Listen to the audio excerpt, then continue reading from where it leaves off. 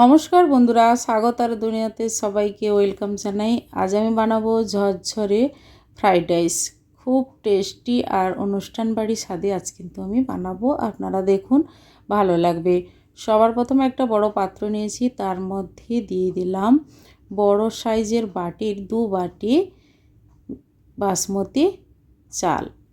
জল দিয়ে 5 থেকে 6 বার ধুয়ে পরিষ্কার করে নিলাম চাল। এবার হাঁড়ির মধ্যে জল আমি বসিয়ে দিলাম, পরিমাণ মতো লবণ দেব আর জলের মধ্যে দেব পাতিলেবু রস, তাহলে ভাতে স্বাদটা ভালো আসবে আর ঝরঝরে হবে।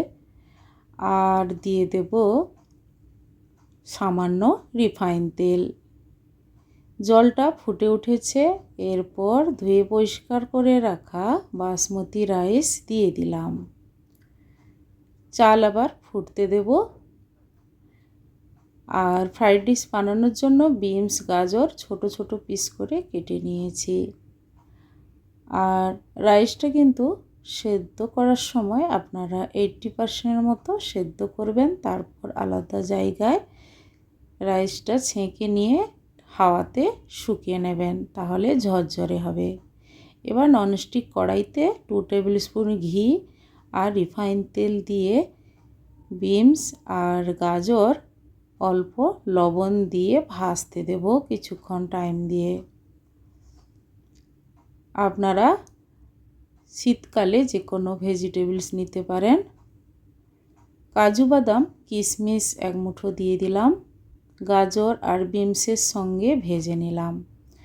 এবার কড়াইতে দিয়ে দিলাম 2টো তেজপাতা, ছোটো এলাচ ফাটিয়ে দিলাম, দারচিনি আর ঘি দিয়ে দিলাম 3 টেবিল স্পুন আর লবঙ্গ 3 থেকে 4টে।